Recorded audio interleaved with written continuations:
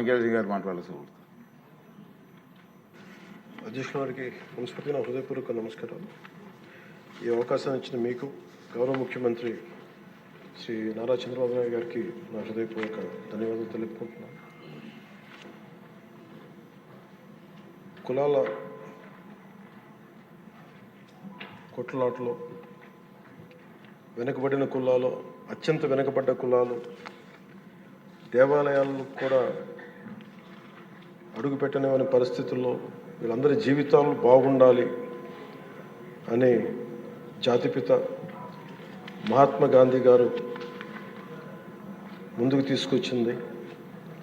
అలాగే జనసేనకి స్ఫూర్తి అయిన శ్రీ నారాయణ గురువు గారికి, అలాగే రాజ్యాంగ నిర్మాత శ్రీ బాబాసాహెబ్ అంబేద్కర్ గారికి హృదయపూర్వక నమస్కారాలు తెలియజేసుకుంటూ నేను స్పీచ్ని అంటే మా జనసేన అభిప్రాయం తెలియజేస్తాను. అధ్యక్ష, గత 2 దశాబ్దాలుగా, ప్రత్యేకించి ఇంకా స్పష్టంగా చెప్పాలంటే 2004 నుంచి చాలా దళిత మేధావులతోటి, చాలామంది దళిత కార్యకర్తలతోటి, అటు మాల మాదిగ ఉపకులాలు కావచ్చు, అన్ని రకాలుగా చాలామంది మేధావులతోటి చర్చల్లో పాల్గొన్నవాడిని. అధ్యక్ష, వారు నన్ను మనస్ఫూర్తిగా ఆహ్వానించారు. అలాగే బహుజన సిద్ధాంతం కానీ వీటి పట్ల ఆకర్షితులైన వాడిని. అందువల్ల నన్ను చాలాసార్లు ప్రత్యేకించి వర్గీకరణ గురించి అనేక పర్యాయాలు దీని గురించి మాట్లాడుతూ ఉండేవాళ్ళు. నాకు తెలిసిన అనేక మంది మేధావుల్లో ఒకరు, చాలా కీలకమైన వ్యక్తి, central university professor Shri Nimmaladinna Sudhakar garu. అలాగే మాల మాదిగ ఐక్యత కోసం కలిసి ఉండాలి కానీ వర్గీకరణ జరగాలని కోరుకునే కళాకారుడు, కవి మాస్టర్జీ గారు. అంటే ఎలాంటి వ్యక్తులను నేను కలుసుకున్నానంటే, ఆయన మాదిగ కులస్తులు అయింది కూడా, ఆయన మాలకులానికి చెందిన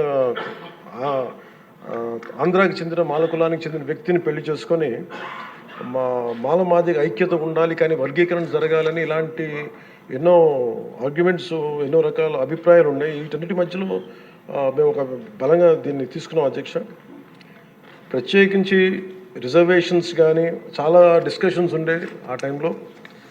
ప్రత్యేకించి మన వర్గీకరణ గురించి, అలాగే క్రీమీ లేయర్ గురించి, అలాగే ఇంకా కులం గుర్తింపు లేని కులాలు, బేడా బుడగ జంగాల గురించి, రెల్లి కులస్తుల గురించి అనేక మార్లు చాలా విస్తారమైన చర్చలు ఉండేవి. అధ్యక్ష, కానీ ప్రత్యేకించి ముఖ్యంగా అంటే ఉదాహరణకి దళితులు ఎలాంటి గొప్ప మేధావులను కలుసుకున్న నిమ్మలదిన్న సుధాకర్ గారు, వారు చెప్పింది, ఆయన స్వతహాగా దళిత కులానికి చెందిన మాల కులస్తులు అయింది కూడా అసలు దళితుల కంటే వెనకబడ్డ యానాదుల కులం గురించి ఆయన రీసెర్చ్ చేసి వారికి నిలబడాలి అని చెప్పి చాలా ముందుకు తీసుకెళ్లే వ్యక్తి. అధ్యక్ష, అలాంటి ఎంతోమంది చాలా ఉన్నతంగా ఆలోచించి నేను దళిత కులస్తుల్ని, దళిత మేధావులతో నేను కలిసి వచ్చిన వాడిని, వారితో నడిచిన వాడిని. ప్రత్యేకించి ఈ రోజున వర్గీకరణకు సంబంధించి దీనికి మనస్ఫూర్తిగా ఈ స్థాయి దాకా వచ్చింది అంటే, ఒకళ్ళు మందకృష్ణ మాదిగ గారు అయితే, దాన్ని ముందుకు తీసుకెళ్లిన వ్యక్తి శ్రీ నారా చంద్రబాబు నాయుడు గారు. అధ్యక్ష, ప్రత్యేకించి మేము హైదరాబాద్ రోడ్ల మీద మేము తిరుగుతున్నప్పుడు మందకృష్ణ మాదిగ గారు అప్పుడు మాదిగ కులానికి వన్నె తెచ్చిన, ఆత్మగౌరవం అనే నినాదం తెచ్చిన మందకృష్ణ మాదిగ గారికి మనస్ఫూర్తిగా నేను వారికి నా ధన్యవాదాలు తెలుపుతున్నాను. అధ్యక్ష, ఎందుకంటే ఒక చిన్నబుచ్చుకునే తరం నుంచి మిగతా కులాలకి ఏమాత్రం సర్నేమ్స్ అని అన్ని కులాలు పెట్టుకుంటాయి, కానీ మాదిగ కులం పెట్టుకోవాలంటే ఇబ్బంది పడే పరిస్థితుల్లో నేను మాదిగానే చెప్పగలిగే గుండె ధైర్యంతో, ఆత్మగౌరవంతో దాన్ని ముందుకు తీసుకెళ్లిన మందకృష్ణ మాదిగ గారిని అసెంబ్లీ సాక్షిగా మనస్ఫూర్తిగా వారిని అభినందిస్తున్నాను. అధ్యక్ష, అలాంటి ఆత్మగౌరవ పోరాటాన్ని ముందుకు తీసుకెళ్లి దాన్ని ఆంధ్రప్రదేశ్ ఉమ్మడి రాష్ట్రంలో ప్రవేశపెట్టిన ఘనత, దాన్ని ముందుకు తీసుకెళ్లిన ఘనత శ్రీ నారా చంద్రబాబు నాయుడు గారికి, మన గౌరవ ముఖ్యమంత్రి గారు దక్కుతుంది. అధ్యక్ష, ఈ రోజున దేశ స్థాయిలో దీన్ని ముందుకు తీసుకెళ్ళగలుగుతున్నాం అంటే, ప్రధానమంత్రి గారు దృష్టిలో పడింది అంటే దానికి నాంది ఆంధ్రప్రదేశ్ నుంచే పడింది. అధ్యక్ష, మేజర్గా మాకు అప్పుడు నేను ఇలా దళిత మేధావులతో అందరితో మాట్లాడుతున్నప్పుడు ఇది వర్గీకరణ మాల కులస్తులను తగ్గించి మాల కులస్తులకి అన్యాయం జరుగుద్దని చాలా రెండు వర్గాల వారు కూర్చొని మాట్లాడుకునేవాళ్ళు అధ్యక్ష. ఆ టైంలో నాకు వినిపించిన ఆర్గ్యుమెంట్స్ అధ్యక్ష, ఉదాహరణకి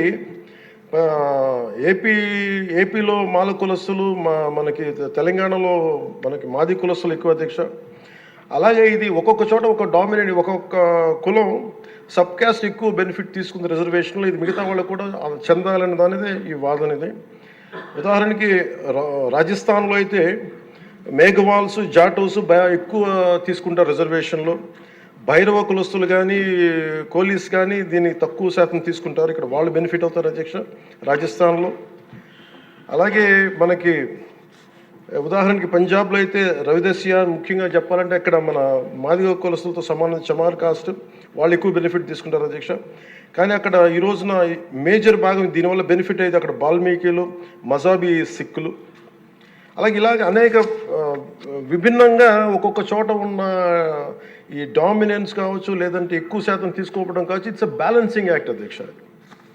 ఇది వీటన్నిటిని గుర్తించి మనస్ఫూర్తిగా ఈ రోజున నారా చంద్రబాబు నాయుడు గారి ఆధ్వర్యంలో ఈ రోజున ఈ ఎన్డీఏ కూటమి ప్రభుత్వం ఈ మా రిజర్వేషన్ వర్గీకరణ బిల్లుని మనస్ఫూర్తిగా జనసేన తరపు నుంచి మనస్ఫూర్తిగా మేమందరం సమర్థిస్తున్నాం అధ్యక్ష. ప్రత్యేకించి నేను మొన్న రాజీవ్ రంజన్ మిశ్రా గారితో మాట్లాడుతూ ఉంటే 100 నుంచి 10,000 లోపు ఉన్న దాదాపు 59 ఉపకులాలు, మా దళిత కులాలు, ఇవన్నీ మాలమాదిగా దళిత ఉపకులాలతో సహా 59 ఎక్కువ సంఖ్యాబలం ఉన్నాయి. దీన్ని ఎలా చేస్తారంటే 100 లోపు నుంచి 10,000 లోపు ఉండే 46 కులాలు అధ్యక్ష. కొన్ని కులాలు దాదాపు 30-40 మంది కూడా ఉన్నారని వారు తెలియజేశారు అధ్యక్ష.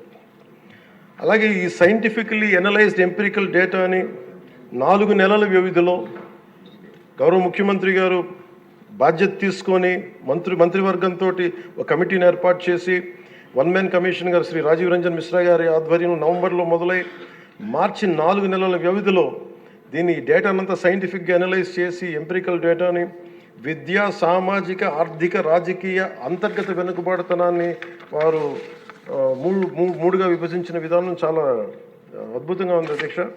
ఇది అందరికీ మేలు చేస్తూనే కోరుకుంటున్నాను. మందకృష్ణ గారు వర్గీకరణ ఉద్యమానికి ఆద్యులు.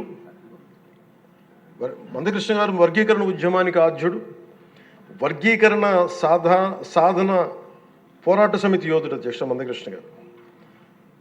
నారా చంద్రబాబు గారు సైబరాబాద్ సృష్టికర్తే కాదు, వర్గీకరణ రూపకర్త కూడా వారు. శ్రీ మోదీ గారు నయా భారత్ నిర్మాతే కాదు, వర్గీకరణ ఫలప్రదాత కూడా.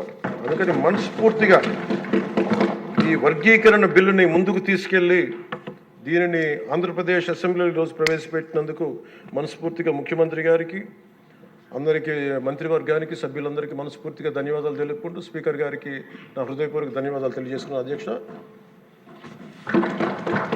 ఇప్పుడు చర్చకి మంత్రి గారు జవాబిస్తారు.